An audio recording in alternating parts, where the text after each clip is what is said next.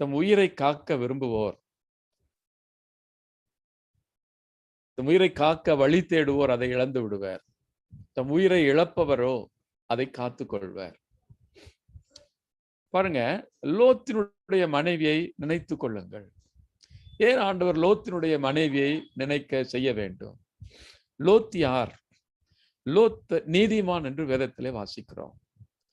Sodom Gomorrah என்கிற பட்டணங்களிலே லோத் வாழ்ந்து கொண்டிருந்தார்.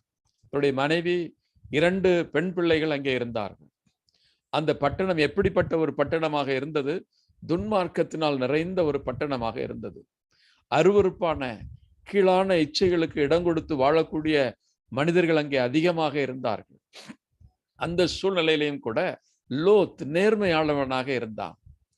தேவனுக்கு பயந்து நடக்கக்கூடியவனாக இருந்தான். ஆனால் நாம் வாசிக்கிறது என்ன? அந்த பட்டணங்கள் செல்வ செழிப்பினால் நிறைந்து போயிருந்தது. நல்ல மக்களுக்கு நல்ல வருமானம், செழிப்பு இருந்தது. பாருங்கள், வறுமையில கிடக்கிற பொழுது மனிதர்கள் சாப்பாட்டுக்கு ஏதாவது வழி கிடைத்தால் போதும் அப்படித்தான் தேடுகிறார்கள். ஒரு காலத்துல தேசம் வறுமையில இருந்தது. மக்கள் மிகுந்த வறுமையில் இருந்தார்கள். சாப்பாட்டிற்கு வழி இல்லாமல் இருந்தார்கள். குடிசைகளில் வாழ்ந்தார்கள். கந்தைகளை உடுத்தினார்கள். அப்பொழுதெல்லாம் மனிதர்களுடைய இருதயம் மிகவும் நேர்மையாக இருந்தது. அந்த பாடுகளுக்கு மத்தியிலே, கஷ்டங்களுக்கு மத்தியிலே, வேதனைகளுக்கு மத்தியிலே ஒருவேளை சாப்பாடு கிடைத்தால் போதும், உடுத்திக் கொள்வதற்கு ஒரு ஆடை கிடைத்தால் போதும் என்கிற ஒரு மனநிலையில இருந்தார்கள். அதன் பிறகு உடைய கண்ணீர் வேதனைகளை பார்த்து கடவுள் அவர்களை ஆசீர்வதிக்க ஆரம்பித்த பிறகு, ஆசீர்வாதங்களுடைய வாழ்க்கையில வர ஆரம்பித்த பிறகு, நன்றாக சாப்பிட்டு திருப்தியான பிறகு அவருடைய புத்தி கெட்டு போகிறதை பார்க்கிறோம். அதன் பிறகு பாருங்கள், தீய இச்சைகளுக்கும் பாவங்களுக்கும் அடிமையாகி சோதோம் கொமரா பட்டணம் அப்படித்தான். அவர்களை நன்றாக ஆண்டவர் ஆசீர்வதித்த பொழுது அவர்கள் அதோடு நிற்கவில்லை. கீழான இச்சைகளுக்கு இடம் கொடுத்து கெட்டு போனார்கள்.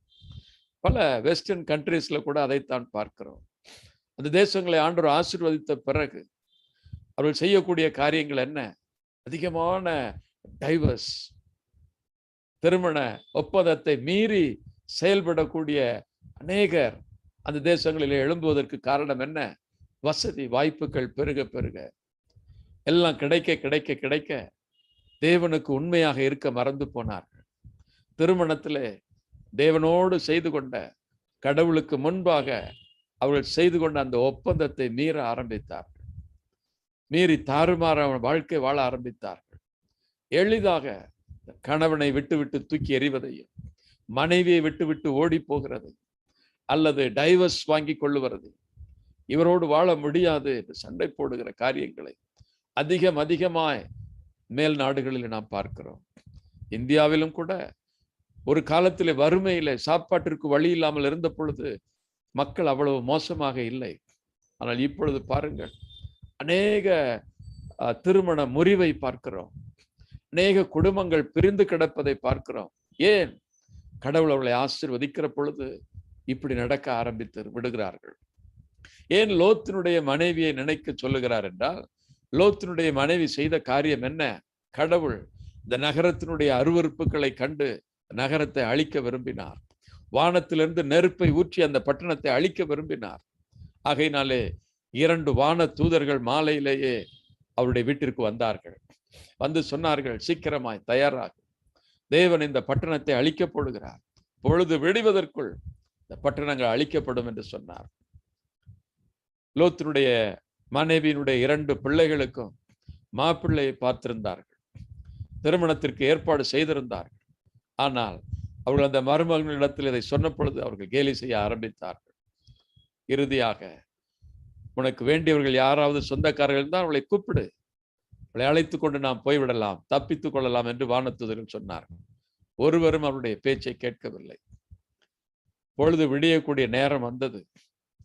வான தூதர்கள் என்ன செய்தார்கள்? லோத்தையும் அவருடைய மனைவியையும் அவருடைய 2 பெண் பிள்ளைகளையும் அழைத்து கொண்டு வேக வேகமாக பட்டணத்தை விட்டு உடைய உயிர் தப்பிப்பதற்காக புறப்பட்டு ஓடிப்போ, தொலைவில் தெரியக்கூடிய அந்த நகரத்திற்கு போ என்று சொன்னார்கள். லோத்து சொன்னார், அவ்வளவு தூரம் என்னால் போவதற்கு கடினம், ஆனால் அருகில் இருக்கிற அந்த மலைக்கு போய் விடுகிறேன் என்று சொன்னார். சரி, உயிர் காக்கும்படி ஓடிப்போங்கள் என்று சொன்னார். ஆனால் திரும்பி பார்க்க கூடாது என்று சொன்னார். இந்த பட்டணம் வேண்டாம், பாவம் நிறைந்த ஒரு பட்டணம், இங்கே இருப்பது ஆபத்தானது, ஓடிவிடுங்கள் என்று சொன்னார். திரும்பி பார்க்காதீர்கள் என்று சொன்னார். அவர்கள் கிளம்புவதற்கு தாமதமான பொழுது இந்த வான தூதர்கள் அவருடைய கைகளை பிடித்து தர தர தரவென்று இழுத்து கொண்டு போனார்கள். அந்த பட்டணத்தை அவர்கள் கடந்து வெளியே போன பொழுது கொஞ்ச தூரம் போகும் வானத்திலிருந்து நெருப்பும் அக்கினியும் கந்தகமும் அந்த பட்டணத்தின் மேல் பொழியப்பட்டது. பட்டணம் முழுவதும் தீக்கிரையானது. அங்கே இருந்த சொகுசான வாழ்க்கை, அங்கே இருந்த ஆடம்பரமான வாழ்க்கை, சம்பாதித்தவைகள் எல்லாம் அங்கே எரிந்து கொண்டிருக்கிறது. பார்த்த உடனே, சத்தத்தை கேட்டவுடனே, நெருப்பின் சத்தத்தை கேட்டவுடனே லோத்தினுடைய மனைவி என்ன செய்தாள்? ஆண்டவருடைய கட்டளையை மீறி திரும்பி பார்க்கிறாள். அப்படி திரும்பி பார்த்த பொழுது உப்பு தூணாய் அவள் அப்படியே மாறி போனாள். அப்படி உயிர் அவளை விட்டு போய்விட்டது. இங்கே ஆண்டவர் சொல்லுகிறார், லோத்தினுடைய மனைவியை நினைத்துக் கொள்ளுங்கள். ஒருவன் தன் உயிரை காத்து கொள்ள விரும்புவானால் அவன் அதை இழந்து போவான். ஆனால் கடவுளுக்காக யார் தன் உயிரை இழப்பார்களோ அவர்கள் அதை கண்டடைவார்கள் என்று சொன்னார். கிறிஸ்துவில் பிரியமான சகோதர சகோதரிகளே, ஆண்டவருக்கு முன்பாக நாம் இருக்கிறோம். கடவுளுக்காக நம்முடைய உயிரை கொடுப்பது பாக்கியமானது. ஆனால் கடவுளை தூக்கி எறிந்துவிட்டு நம்முடைய உயிரை காத்துக்கொள்வோம் என்று நினைத்தால் அது ஆபத்தானது. இங்கே லோத்தினுடைய மனைவி செய்த காரியம் என்ன? உடைய உயிர் தப்ப ஓடிப்போ, திரும்பி பார்க்காதே என்று கட்டளையிட்டார். அவள் தேவனுடைய கட்டளையை விட சோதோம் கொமோரானுடைய செல்வத்தை பெரிதாக எண்ணி திரும்பி பார்க்கிறாள். அதனால் அவளுக்கு வந்த காரியம் என்ன? அவருடைய உயிர் பறிபோனது. உப்பு தூணாய் அப்படியே மாறி போய்விட்டாள், சிலையாக மாறி போய்விட்டாள். இன்றைக்கு யோசித்து பாருங்கள், நாம் தேவனுடைய கட்டளைக்கு எப்படி கீழ்ப்படுகிறோம்? ஆண்டவருடைய கட்டளையை முன்னிட்டு புறப்படுகிறவர்கள் திரும்பி பார்க்க கூடாது. அநேகர் திரும்பி பார்க்கிறார்கள். இந்த உலகத்தின் ஐஸ்வர்யங்களை திரும்பி பார்க்கிறார்கள். இந்த உலகத்தின் தரக்கூடிய சந்தோஷங்களை திரும்பி பார்க்கிறார்கள். இந்த உலகத்தினுடைய மேன்மைகளை திரும்பி பார்க்கிறார்கள். இவையெல்லாம் ஒன்றுமில்லை. வேதத்தில் என்ன வாசிக்கிறோம்? 1 தீமோத்தேயு 6:7 வாசிக்கிறோம். இந்த உலகத்திற்கு நீ ஒன்றையும் கொண்டு வந்ததில்லை, ஒன்றையும் கொண்டு போகிறதும் இல்லை. இந்த உலகத்தினுடைய பெருமைகள் மேன்மைகள் எல்லாம் அப்படி பார்ப்பதற்கு பளிச்சென்று தோன்றும். அதன் பிறகு மின்னல் எப்படி கடந்து போய்விடுகிறதோ, ஒரு நிமிடம் பளிச்சென்று தோன்றிவிட்டு மறைந்து போகிறதோ, அதே போல அவைகள் மறைந்து போய்விடும். அவைகள் நிலையானவை அல்ல. அவைகள் உண்மையான மகிழ்ச்சியை கொடுக்கவும் முடியாது. ஆண்டவர் இயேசு கிறிஸ்து தான் நித்தியமானவர். அவர் ஒருவர் தான் நிலையான சந்தோஷத்தை நமக்கு கொடுக்கக்கூடியவர். ஆமென். Praise the Lord. Hallelujah. ஒரு சகோதரி எனக்கு தெரியும். ஒரு வாலிப பெண்ணாக இருந்த பொழுது ஜெபத்திற்கு தொடர்ந்து வருகிறவளாக இருந்தாள். பல வருஷங்கள் அப்படி வந்து கொண்டிருந்த பொழுது அவருடைய உள்ளம் தடுமாறியது. வேற சபைகளுக்கும் அவள் செல்ல ஆரம்பித்தாள். அப்படி போய்கொண்டிருந்த பொழுது அந்த குடும்பத்தார் என்ன செய்தார்கள்? அந்த பெண்ணுக்கு எப்படியாவது திருமணம் ஏற்பாடு செய்ய வேண்டும் என்று நினைத்தார். அவள் என்ன செய்தாள்? அவளுடைய அந்த சபைகளில் உள்ள பல பாஸ்டர்களிடத்துல, அங்க இருக்கக்கூடிய பெரிய பெரிய ஊழியரிடத்துல ஆலோசனை கேட்டாள். They were misguided. அவர்கள் அவளுக்கு தவறான துர்புத்தி சொன்னார்கள். சரியான ஆலோசனை கொடுக்கவில்லை. இறுதியாக அவருடைய குடும்பத்தார் ஒரு பையனை பார்த்து ஏற்பாடு செய்தார்கள். அந்த பையன் அவளை பிடித்திருக்கிறது, அந்த குடும்பம் திருமணம் செய்து கொள்ளுகிறோம் என்று சொன்னார்கள். அது தேவ சித்தம் என்பதை அறிந்த நான் அந்த பெண்ணிடத்தில் 2 முறை நான் நேரிலே போய் பெண்ணை சந்தித்து சொன்னேன், கடவுளுடைய விருப்பம், தயவு செய்து திருமணம் செய்து கொள். அவள் எனக்கு வேண்டாம் என்று சொல்லிவிட்டாள். வீட்டிலே 2 முறை அவளை நேரிலே சந்தித்து சொன்னேன், ஆண்டவருடைய விருப்பத்தை தள்ளாதே, எப்படியாவது திருமணம் செய்து கொள், உனக்கு பின்னாலே தங்கைகள் இருக்கிறார், திருமணம் செய்து கொண்டு போய்விடு, அதுதான் நல்லது. அவள் காதிலே வாங்கி கொள்ளவில்லை. நான் எவ்வளவோ அவளிடத்திலே சொல்லியும் கூட, அவருடைய வீட்டிற்கு ஒரு முறை போனேன், வேலை செய்கிற இடத்திற்கும் போய் சொல்லி பார்த்தேன். அவள் சட்டையே பண்ணவில்லை. என்னிடத்தில் நான் சொல்லும் பொழுது சரி சரி என்று சொல்லுவார். நான் வந்த பிறகு வேறு விதமாக செயல்படுவார். ஆனால் பாருங்கள், அதன் பிறகு அவளுக்கு திருமணமே ஆகவில்லை. அவளுடைய தோழிகள், அவளோடு பழகுகிறவர்கள் என்னிடத்தில் சில காரியங்களை சொல்லுவார்கள். அவள் எவ்வளவு வேதனைப்படுகிறாள், எவ்வளவு அழுகிறாள். வயதாகிறது, 40 தாண்டி விட்டது. உள்ளத்தில் வேதனை, குடும்பத்திலே அவ்வளவு பெரிய வேதனை. பெற்றோர்கள் அவளை நினைத்து கண்ணீர் வடிக்கிறார்கள்.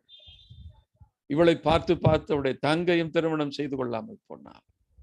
குடும்பத்தினுடைய வேதனையை பாருங்கள். சில பெண்கள் அப்படித்தான் இருக்கிறார்கள். எவ்வளவுதான் ஆண்டவர் அவர்களோடு பேசினாலும் துளி கூட காதிலே வாங்கிக் கொள்வதில்லை.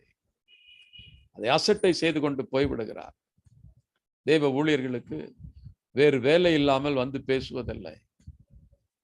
ஏதோ ஆண்டவர் அவர்களை அனுப்புகிறார் என்றால், சில காரியங்களை குறித்து அவர் பேச வைக்கிறார் என்றால், அங்கே தேவனுடைய திட்டம் அங்கே ஒன்று இருக்கும்.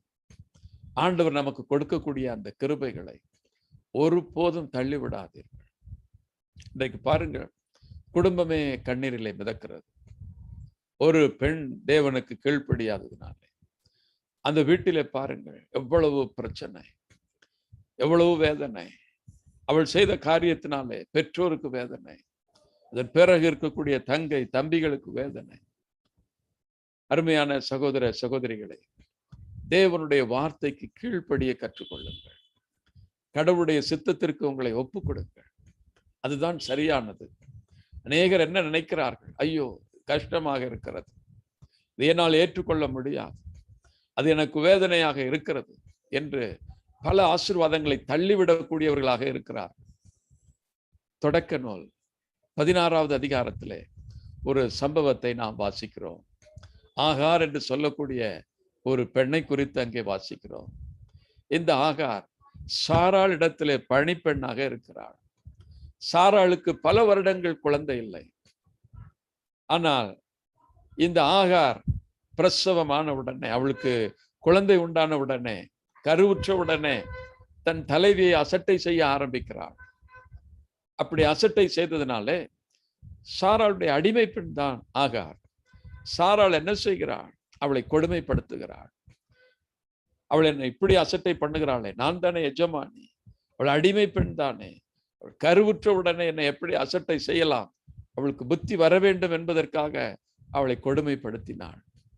ஆகார் என்ன செய்தாள், நீ என்னை கொடுமைப்படுத்துகிறாயா என்று சொல்லி ரகசியமாக தப்பித்து ஓடிவிடுகிறாள். யாரிடத்திலும் சொல்லாமல் அந்த வீட்டை விட்டு ரகசியமாக ஓடிவிடுகிறாள். நோபடி நோஸ், யாருக்குமே தெரியாது. அவளை தேடுகிறார்கள், வீட்டில் அவள் காணாமல் போய்விட்டாள். வெகு தூரம் போய்விடுகிறாள். அப்படி போன பொழுது பைபிளில் என்ன வாசிக்கிறோம் தெரியுமா? அவள் ஓடி போன பிறகு தொடக்க நூல் 16வது அதிகாரத்திலே 7வது வசனத்திலே வாசிக்கிறோம். ஒரு ஆண்டவருடைய தூதர் அவளை பாலை நிலத்தில் இருந்த ஒரு நீரூற்றுக்கு அருகிலே அவளை கண்டார். பாலை நிலத்தில் இருக்கக்கூடிய ஒரு நீரூற்றுக்கு அருகிலே இந்த வான தூதர் அவளை கண்டார். அந்த ஊற்று சூருக்கு செல்லும் வழியில் இருந்தது.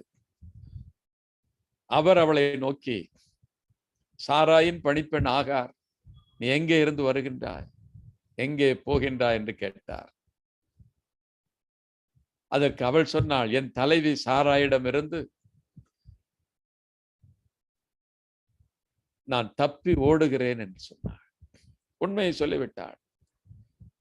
சாராள் என்னை கொடுமைப்படுத்துவதனாலே என் தலைவி சாராயிடமிருந்து நான் தப்பித்து ஓடுகிறேன். அப்பொழுது ஆண்டவருடைய தூதர் அவளிடம், நாம் அந்த பெண்ணை பார்த்தால் என்ன சொல்லியிருப்போம், யோசித்து பாருங்கள். ஐயோ பாவம், உடைய தலைவி கொடுமைப்படுத்தினதுனால இவள் தப்பித்து ஓடிவிட்டாள்.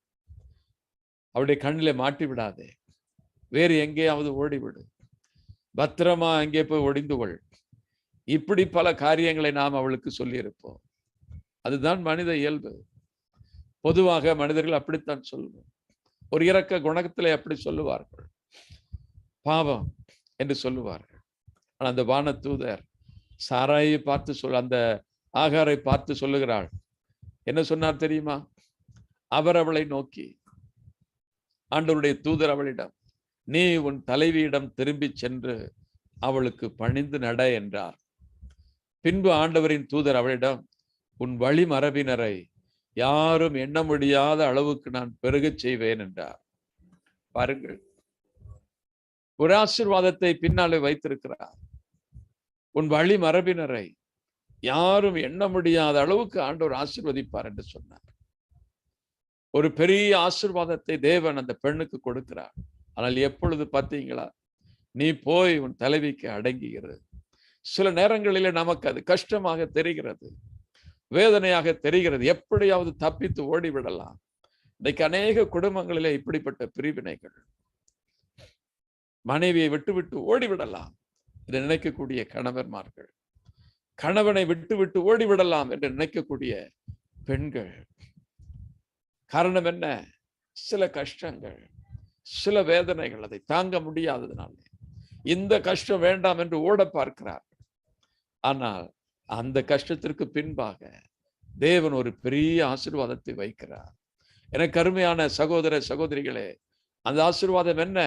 அது உன் சந்ததியை பற்றியது, உன் பிள்ளைகளை பற்றியது, அதன் பிறகு வரக்கூடிய உன் பேர பிள்ளைகளை பற்றியது. தயவு செய்து இப்படிப்பட்ட பிரிவினைகளை தேடாதீர்கள். கொஞ்சம் அடங்கி இருங்கள். ஆண்டவர் உங்களை அதற்கு பதிலாக ஆசீர்வதிப்பார். போ, தலைவிக்கு போய் அடங்கியிரு என்று சொன்னார். எப்படி இருக்கும்? நாம இருந்தால் என்ன சொல்லியிருப்போம்? நோ, சும்மாவே என்னை அவள் கொடுமைப்படுத்தினாள், தப்பித்து விட்டேன், இப்பொழுது திரும்ப போனால் என்னை எவ்வளவு கொடுமை செய்வாள், அதனால் வேற எங்க வேண்டுமானாலும் போக சொல்லுங்க, அங்க மட்டும் நான் போகவே மாட்டேன், என்னை கொன்றே போட்டு விடுவாள் என்று சொல்லுவோம். இப்படித்தான் பல பேர் சொல்லிக்கொண்டே இருக்கிறார்கள். ஆனால் ஆகார் அப்படி செய்யவில்லை. ஆகார் என்ன செய்தாள்? இந்த வான தூதருக்கு கீழ்ப்படிந்தாள். பாருங்கள், அது எவ்வளவு கடினமான காரியம் என்பது அவளுக்கு தெரியும். அந்த காலத்திலே அடிமை பெண்கள் தப்பித்து ஓடிவிட்டால் அவர்களை அடிக்கவோ அவர்களை கொல்லவோ கூட அந்த எஜமானர்களுக்கு அனுமதி இருந்தது. அந்த சூழ்நிலையிலே தான் வானதூதர் சொல்லுகிற, அவன் தலைவிக்கு போய் அடங்கியிரு. ஆகார் என்ன செய்தாள்? கீழ்ப்படிந்தாள். கீழ்ப்படிந்து வானதூதருடைய குரலுக்கு கீழ்ப்படிந்து தன் எஜமானிக்கு போய் அடங்கி இருந்தாள். அப்படி அடங்கி இருந்ததுனால அப்படியே சந்ததியை ஆண்டவர் ஆசீர்வதித்தார். பிரைஸ் தி லார்ட், ஹல்லேலூயா. இன்னைக்கு நிறைய பேர் அதை செய்வதில்லை. Look out your children. உன் பிள்ளைகள் ஆசீர்வதிக்கப்பட வேண்டுமானால், உன் சந்ததி ஆசீர்வதிக்கப்பட வேண்டுமானால், சில காரியங்கள் கஷ்டமாக இருந்தாலும் கூட விட்டு கொடுத்து போங்கள்.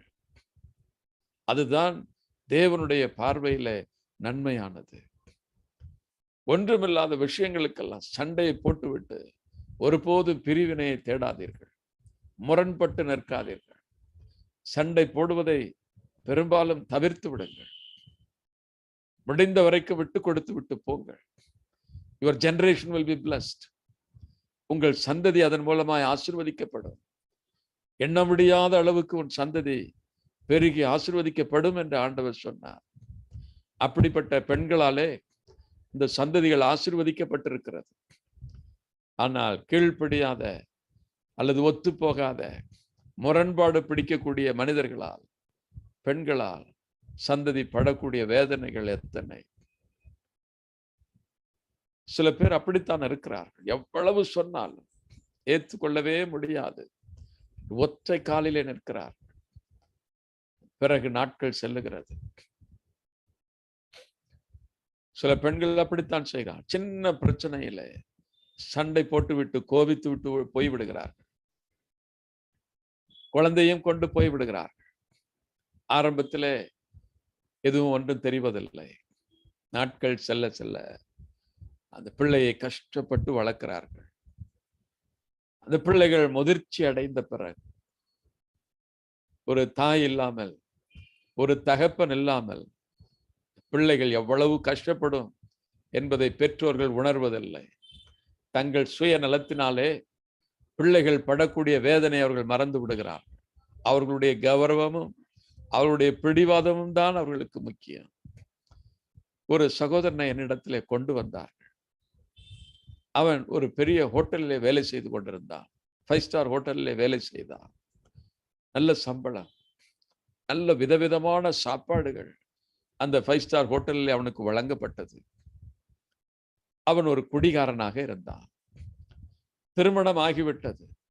ஆனாலும் அவன் குடி பழக்கத்திற்கு அடிமையாகி இருந்தான். அவனுடைய பெற்றோர்கள் தன் மகன் எப்படியாவது திருந்த வேண்டுமே என்று சில தியானங்களுக்கு அனுப்பி பார்த்தார்கள். பல தியானங்களுக்கு சென்று விட்டும் அவன் குடி பழக்கத்தை விடவில்லை. என்னை பற்றி கேள்விப்பட்டு என்னிடத்தில் கொண்டு வந்தார்கள். அந்த பெற்றோரும் தாயும் தகப்பனும் வந்தார்கள். பையனை அழைத்து கொண்டு வந்தார்கள். அவனுக்கு இப்படி ஒரு குடி பழக்கம் இருக்கிறது, தயவு செய்து அவனோடு கொஞ்சம் பேசுங்கள் என்று சொன்னார்கள். அந்த பையனை தனிமையாய் நான் அழைத்து, உனக்கு என்ன ப்ராப்ளம், ஏன் குடிக்கிறாய், உனக்கு என்ன குறை இருக்கிறதுன்னு கேட்டேன். அவன் சொன்னான், பிரதர், நாங்கள் மிகுந்த சந்தோஷமாக இருந்தோம் சின்ன வயதில். நான் 8ஆம் வகுப்பு படிக்கிற வரைக்கும் குடும்பத்தில் ஒன்றாக சாப்பிடுவோம். தாய், தந்தை, நாங்கள் பிள்ளைகள் எல்லாம் சேர்ந்து ஒன்றாக தான் சாப்பிடுவோம். அவ்வளவு மகிழ்ச்சியாக இருந்தோம். நான் 8ஆம் வகுப்பு படிக்கும்போது தகப்பனுக்கும் தாய்க்கும் பெரிய சண்டை. இருவரும் பிரிந்து விட்டார்கள். தகப்பன் பிரிந்து போய்விட்டார். 2 வருடங்கள் கழித்து அவர்கள் சேர்ந்து விட்டார்கள். இந்த 2 வருடங்கள் நான் பட்ட வேதனை எனக்குத்தான் தெரியும். 8ஆம் வகுப்புக்கு பிறகு பாருங்கள், 13 வயது தான், சிறு பையன். அதுவரைக்கும் ஒன்றாக சந்தோஷமாக சாப்பிட்ட நான், அதன் பிறகு சாப்பிட உட்காரும் பொழுதெல்லாம் என் மனதில் ஒரு வேதனை.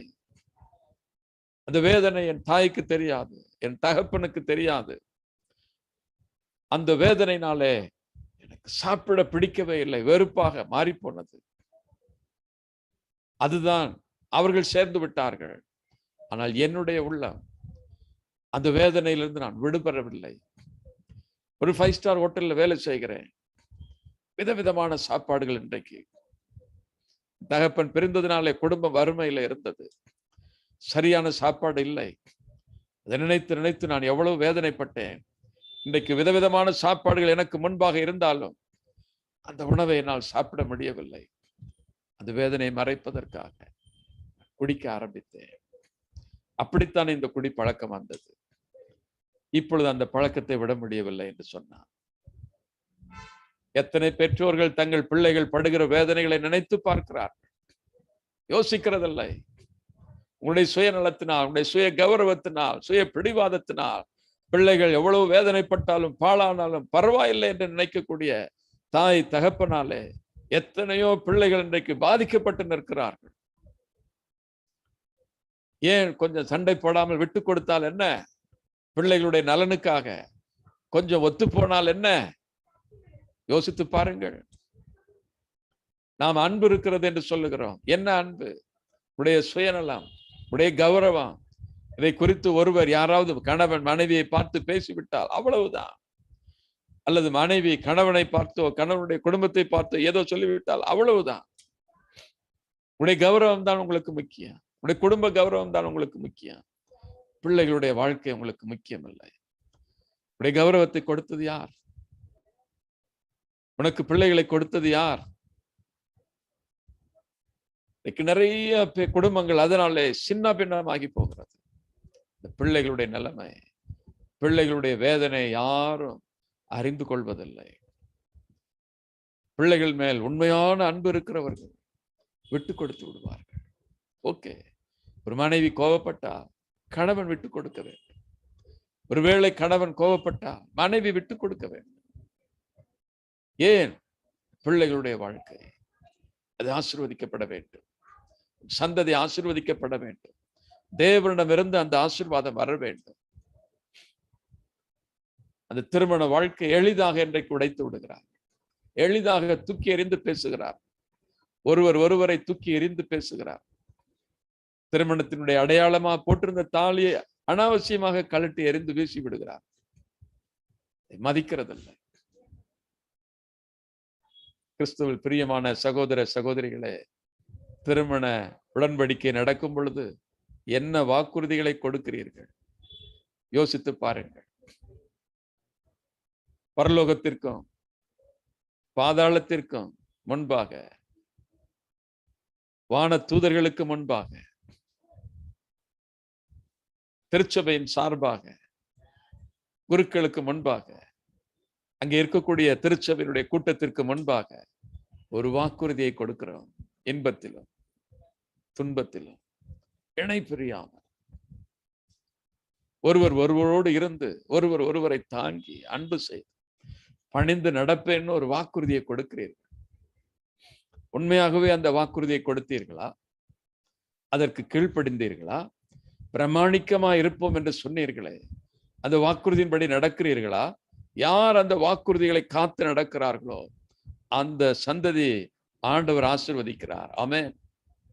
Price the lord. யார் அந்த வாக்குறுதியை துச்சமாய் நினைக்கிறீர்களோ அந்த குடும்பங்களிலே பிரச்சனைகள் உண்டாகிறது.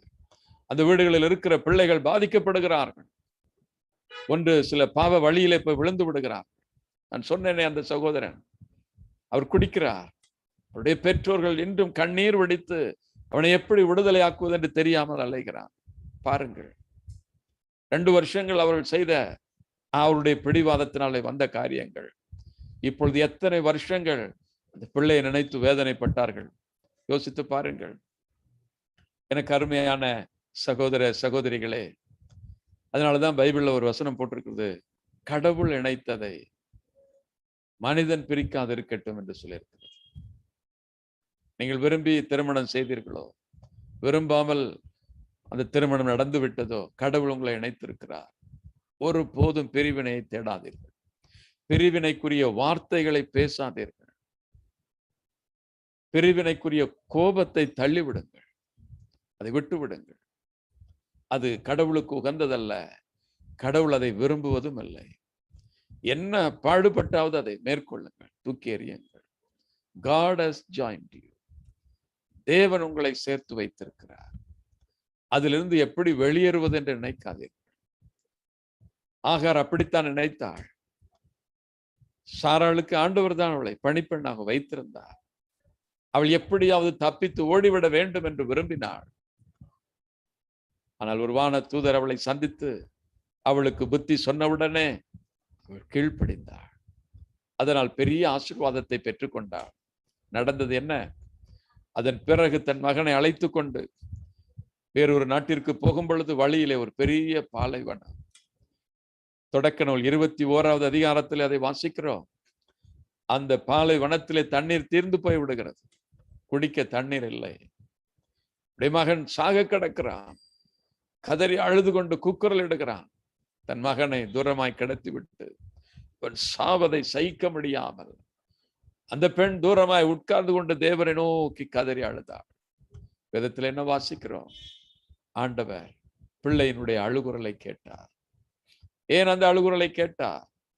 சில வருடங்களுக்கு முன்பாக அவர் கொடுத்த வாக்குறுதி அது. நீ போய் அடங்கியிரு, உன் சந்ததியை நான் ஆசீர்வதிப்பேன். அவள் அடங்கி இருந்ததுனாலே அந்த சந்ததி உயிருக்காக போராடி கொண்டு கண்ணீர் விட்ட பொழுது ஆண்டவர் அந்த அழுகுரலை கேட்டார்.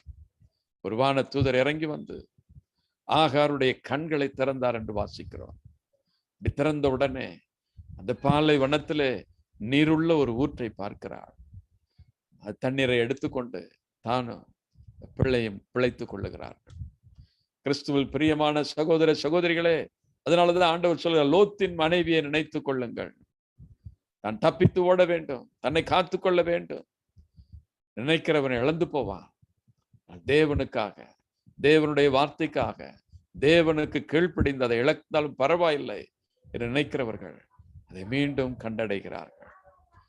யோசித்து பாருங்கள். ஆண்டவரிடத்தில் நாம் வருகிறோம், தேவனுடைய பிள்ளையாக நடக்கிறோம், அப்படியே முன்னேறி கொண்டு இருக்கிறோமா? பின்னாலே திரும்பி பார்த்து கொண்டே இருக்கிறோமா? இந்த உலகத்தை பார்த்து கொண்டே இருக்கிறோமா? இந்த உலகத்தினுடைய பாவ சந்தோஷங்களை அல்லது இந்த உலகத்தினுடைய மேன்மைகளையே பார்த்து பார்த்து மதி இழந்து போய் நிற்கிறோமா? தடுமாறி கொண்டிருக்கிறோமா? யோசித்து பாருங்கள். கலப்பையின் மேலே கை வைத்த பிறகு திரும்பி பார்க்கிறவன் எனக்குரியவன் அல்ல என்று ஆண்டவர் சொல்லியிருக்கிறார். ஆண்டவரை பற்றி கொண்டீர்களா? துணிந்து முன்னேறுங்கள். தேவாதி தேவனுடைய கரம் உங்களோடு என்று இருக்கும். அதுதான் உங்களுடைய சந்ததியை ஆசீர்வதிக்கும். ஒருபோதும் திரும்பி பார்க்காதீர்கள். ஒருவேளை இந்த வார்த்தைகளை கேட்டுக்கொண்டிருக்கிற யாராவது திரும்பி பார்த்து கொண்டிருப்பீர்களானால், இந்த உலகத்தினுடைய கவர்ச்சியும் ஊன் இயல்பின் இச்சைகளும் அல்லது இந்த உலகத்தினுடைய மேன்மைகளும் ஒருவேளை உங்களை இழுத்து கொண்டிருக்குமானால், இந்த வேளைகளை அவளை தூக்கி எறியுங்கள். ஆண்டவர் பின்னாலே வர பாருங்கள். இயேசு கிறிஸ்துவை விடாப்பிடியாய் பற்றி கொள்ளுங்கள். அவரிடத்தில் தான் ஆசீர்வாதம் உண்டு. உங்களுக்கு மட்டுமல்ல, உங்கள் சந்ததியையும் ஆசீர்வதிக்க வல்லவர் அவர். ஆமென். ஆபிரகாமை முன்னிட்டு அவருடைய சந்ததிக்கு இரக்கம் காட்டினவர். தாவீதை முன்னிட்டு அவருடைய சந்ததிக்கு இரக்கம் காட்டினவர். எந்த ஒரு மனிதன் தேவனை உண்மையாக பற்றி கொள்ளுகிறானோ அந்த மனிதனை முன்னிட்டு சந்ததியை இரக்கம் பாராட்டுகிற தெய்வம், சந்ததியை ஆசீர்வதிக்கிற தெய்வம். இன்றைக்கு உங்களை ஒப்புக் கொடுங்கள். பெற்றோர்கள் விசேஷமாய் உங்களை ஆண்டவருக்கு முன்பாக அர்ப்பணியுங்கள். திரும்பி பார்க்க மாட்டேன் என்று ஒப்புக் கொடுங்கள். அப்பொழுது ஆண்டவர் உங்களையும் பிள்ளைகளையும் ஆசீர்வதிப்பார். உங்கள் சந்ததி ஆசீர்வதிக்கப்படும். அதற்கு ஒரு தேவை, அதனுடைய அழுக்குரலை ஆண்டவர் நிச்சயமாய் கேட்பார். இந்த உலக வாழ்க்கை எப்பொழுதுமே நன்றாக இருப்பதில்லை. சில நேரங்களிலே வேதனை, கஷ்டங்கள் வருகிறது. நாம் இந்த உலகத்தில் எப்போதும் பிள்ளைகளோடு இருக்க போகிறதில்லை. ஆனால் பிள்ளைகள் ஒரு நாள் வேதனையிலே கண்ணீர் விடுவார்களானால் தேவன் அந்த கூக்குரலை கேட்பார். ஆகாருடைய பிள்ளையினுடைய குரலை கேட்டு இறங்கி வந்தவர் நம்முடைய பிள்ளைகளுடைய குரலை கேட்டும் இறங்கி வருவார். ஒரு அற்புதத்தை செய்வார். Praise the lord. ஹல்லேலூயா. ஒப்பு கொடுக்கலாமா? அன்றைக்கு கண்களை மூடுவோம். ஒருவேளை கொஞ்சம் பின்னிட்டு திரும்பி பார்க்கிறவர்களாக இருப்போமானால் இந்த வேளையில ஒப்பு கொடுப்போம். ஆண்டவரே, எனக்கு நீர் தான் முக்கியம். இந்த உலகம் எனக்கு பின்னாலே தான். இந்த உலகத்தினுடைய மேன்மை, இந்த உலகத்தினுடைய சந்தோஷம், இவைகளெல்லாம் நீர் கொடுத்தவைகள் தான். இவைகள் எனக்கு முக்கியம் அல்ல, நீர் தான் எனக்கு முக்கியம் என்று சொல்லி அப்படியே ஒப்பு கொடுங்கள். நாம் ஜெபிக்கலாம். அன்புள்ள பரலோக தந்தையே, நீர் கொடுத்த வார்த்தைகளை உடைய அருமையான பிள்ளைகளுக்கு கொடுத்திருக்கிறேன். அப்பா, யார் யார் கொஞ்சம் பின்னாலே பார்க்கிறார்களோ அவருடைய உள்ளங்களை தொடும், ஒரு விடுதலை கொடும். எல்லா பின்மாற்றத்தினுடைய கட்டுகளை ஆண்டவராகிய இயேசு கிறிஸ்துவின் பெயரால் நான் உடைக்கிறேன். ஒருபோதும் பின்னாலே திரும்பி பார்க்காமல் உறுதியாய் உம்மை பற்றி கொண்டு பின் செல்ல இந்த நாளில் உம்முடைய கிருபை அவர்கள் மேல் ஊற்றும்படி நான் ஜெபிக்கிறேன். எதிர்ப்புகளையோ ஏளனங்களையோ கண்டு சோர்ந்து போகாமல் துணிச்சலோடு உமக்கு பின்னாலே வர ஒவ்வொரு சகோதர சகோதரின் மேலும் உடைய ஆவியானுடைய அருள் ஊற்றப்படட்டும் என்று நான் ஜெபிக்கிறேன். ஆசீர்வதிங்கப்பா, தொடுங்க. அத்தனை பேரும் ஆசீர்வதிக்கப்பட வேண்டும் என்பதுதானே உம்முடைய விருப்பம். ஒருவர் கூட இதுல வீணாவது உம்முடைய விருப்பம் அல்ல. ஒருவர் கூட பின்னிட்டு திரும்பி பார்ப்பது உம்முடைய விருப்பம் அல்ல.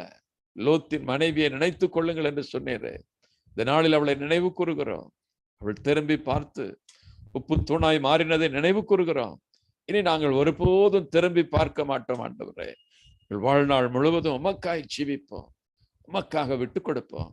சண்டைகளை முழுவதுமாய் தவிர்த்து விடுவோம். ஆண்டவரே, சுய கௌரவத்திற்காக, எங்கள் குடும்ப கௌரவத்திற்காக பிள்ளைகள் எவ்வளவு வேதனைப்படுவார்கள் என்பதை உணராமல் சண்டை போட்டுக் கொண்டு இருக்க மாட்டோம். ஒருபோதும் பிரிவினை தேட மாட்டோம் என்று ஒப்புக் கொடுக்கிறேன். ஒவ்வொரு பிள்ளைகளையும் என்று நீர் ஆசீர்வதிக்கும்படி நான் ஜெபிக்கிறேன். அந்த குடும்பங்களின் மேல் உடைய ஆசீர்வாதம் இறங்குவதாக, உடைய சந்ததிகள் ஆசீர்வதிக்கப்படுவதாக. Let them all be blessed, Lord. ஆகாரை போல அடங்கி இருக்க சம்மதித்து ஒப்புக் கொடுக்கிற ஒவ்வொரு பிள்ளைகளின் மேலும் உடைய இரக்கம் வரட்டும். குடும்ப சுமை என்னால் தாங்க முடியவில்லை என்று புலம்புகிற அந்த பிள்ளைகளின் மேல் உடைய இரக்கம் வருவதாக. இந்த சூழ்நிலைகளை மாற்றுவீராக. இந்த வேதனைகள் மாறி போகட்டும். அப்பா, உடைய ஆசீர்வாதங்களால் அவர்கள் நிரம்பட்டும். நீர் ஒருவரே இதை செய்ய வல்லவர். உம்மை நாடி தேடுகிற ஒவ்வொருவருக்கும் நீர் இரக்கம் காண்பிக்கிறவராய் இருக்கிறபடினா உம்மை நன்றியோடு நாங்கள் துதிக்கிறோம். அத்தனை பிள்ளைகளுடைய வேதனையும் நினைவு கூறும்படி ஜெபிக்கிறேன். அவளை ஆசீர்வதியும். அவருடைய வாழ்வை வேதனைப்படுத்தக்கூடிய காரியங்கள் மாறி போகட்டும் என்று நான் ஜெபிக்கிறேன். ஒரு சுமூகமான மகிழ்ச்சியான சூழ்நிலைகள் அந்த குடும்பங்களிலே உண்டாகட்டும் என்று நான் ஜெபிக்கிறேன். இந்த வீடுகள் ஆசீர்வதிக்கப்படுவதாக. அங்கே வியாதியுள்ள ஒவ்வொரு பிள்ளைகளையும் நீர் தொடும்படி நான் ஜெபிக்கிறேன். அவர்கள் சுகம் அடையட்டும். ஆண்டவராகிய இயேசு கிறிஸ்துவின் பெயரால் எல்லா வியாதிகளை நாங்கள் கடிந்து கொள்ளுகிறோம். எல்லா வியாதிகளையும் கடிந்து கொள்ளுகிறோம். வியாதிகள் முற்றிலும் விலகி போகட்டும் என்று நான் ஜெபிக்கிறேன். அப்பத்தையும் தண்ணீரையும் ஆசீர்வதிப்பேன், வியாதியை விலக்குவேன் என்று வாக்கு கொடுத்திருக்கிறீரே. உண்கிற அப்பத்தையும் குடிக்கிற தண்ணீரையும் ஆசீர்வதிக்கும்படி நான் ஜெபிக்கிறேன். அது மட்டுமல்ல, வியாதிகள் முற்றிலும் அவளை விட்டு விலகட்டும். பூரண சுகமும் தெய்வீக சமாதானம் அவருடைய இருதயங்களை ஆளுகை செய்யட்டும் என்று நான் ஜெபிக்கிறேன். துளி கூட எனக்கு நிம்மதி இல்லை, என் வீட்டிலே நிம்மதி இல்லை என்று புலம்புகிற பெண்களை நீர் ஆசீர்வதிக்கும்படி நான் ஜெபிக்கிறேன். சகோதரர்களை ஆசீர்வதிக்கும்படி நான் ஜெபிக்கிறேன்.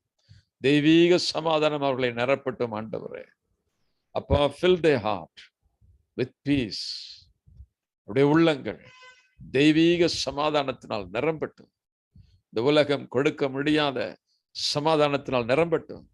பிலிப்பியர் 4:6 சொல்லியிருக்கிறீரே, அறிவெல்லாம் கடந்த ஒரு இறை அமைதி அவருடைய உள்ளத்திற்கு அரணா இருக்கும் என்று சொல்லியிருக்கிறீரே. அப்படிப்பட்ட ஒரு பேர் அமைதி அவருடைய உள்ளங்களை சூழ்ந்து கொள்ளட்டும் என்று நான் ஜெபிக்கிறேன். அரணா இருக்கட்டும் என்று நான் ஜெபிக்கிறேன். இந்த வேத வசனத்தின்படி அவர்கள் ஆசீர்வதிக்கப்படுவார்களாக. இப்பொழுதே ஒரு பேர் அமைதி அவருடைய உள்ளத்திலே உண்டாகட்டும், அவருடைய உடலிலே உண்டாகட்டும், அவருடைய ஆவியிலே உண்டாகட்டும். அவருடைய ஆவி ஆத்மா முழுவதும் உம்முடைய அமைதி குடிகொள்ளட்டும் என்று நான் ஜெபிக்கிறேன். Fill their heart, Lord. நன்றி. நீர் அப்படியே செய்வதற்காக உமக்கு நன்றி செலுத்துகிறேன். எங்கள் ஆண்டவரும் மீட்பெருமாகிய இயேசு கிறிஸ்துவின் பெயரால் ஜெபிக்கிறோம் பிதாவே.